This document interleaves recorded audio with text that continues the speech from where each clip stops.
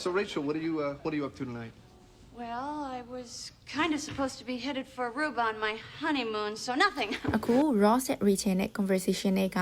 verb to be ဖြစ်တဲ့ MS hours ပဲပြီးပြီး ရှစ်လုံးနဲ့တစ်လုံးနဲ့ headed ဆိုတဲ့ဟာကိုတွေ့သုံးတာရဲ့ what are you up to ဆိုတဲ့သုံးလုံးလေးရဲ့ I was supposed to ဆိုတဲ့သုံးလုံးလေးရဲ့ကိုလေ့လာပါမယ်ပထမဆုံးတစ်ခုအနေနဲ့ verb to be ရှစ်လုံးနဲ့တစ်လုံးလုံးနဲ့ headed ဆိုပြီးတွေ့သုံးတဲ့အခါမှာအတိတ်ပဲက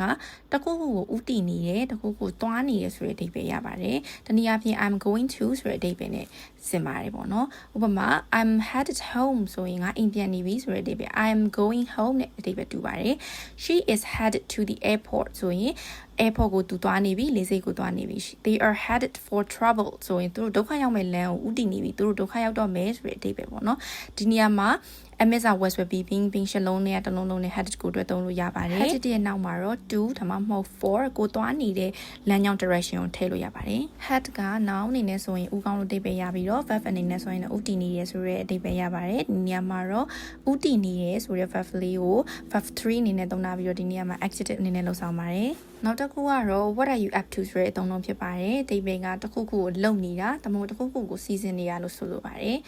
ဥပမာ example အပြင်ဆိုရင် hey what are you up to ဆိုရင်ဘာလုပ်ညာလဲ not much just watching TV so TV ပဲကြည့်နေရဘာမှတိတ်လုပ်နေရမဟုတ်ဘူးအဲ့လိုအဓိပ္ပာယ်လဲရတယ်လို့နောက်တစ်ခုကကြတော့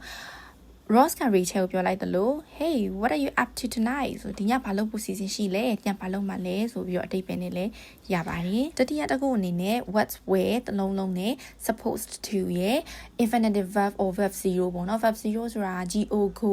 eat eat အဲ့လိုမျိုးESA မပါဘဲနဲ့ verb 2လည်းမဟုတ် verb 3လည်းမဟုတ်ရေးမရောတဲ့ base form ကို verb 0 infinitive verb လို့ခေါ်ပါတယ်ထို့ကဲ့သို့ဒီလိုအတွဲလိုက်ကိုသုံးပါတယ်ပေါ့နော်အတိတ်ပဲကတော့အတိတ်ကာလမှာကိုမျှော်လင့်နေတဲ့ຢာကိုစီစဉ်နေတဲ့ຢာတခုခုက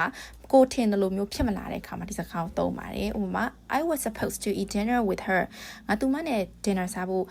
လောက်ထားတာပေါ့နော်ဒါပေမဲ့အခုတော့မစားပြလိုက်ဘူးအကြောင်းပြတ်သွားတဲ့အခါမှာပြတ်သွားတဲ့အကြောင်းပြန်ပြောတဲ့အခါမှာပေါ့သုံးပါတယ်နောက်တစ်ခုကကြတော့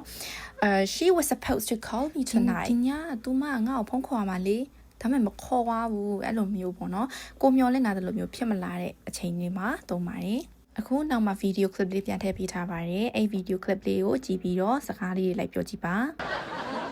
So Rachel, what are you up to tonight? Well, I was kind of supposed to be headed for Aruba on my honeymoon, so nothing. ဒီနေ့တော့ဒီလောက်ပါပဲနောက်နေ့ Friend series တွေက conversation တွေက free series ထပ်ပြီးလေ့လာကြပါမယ် bye bye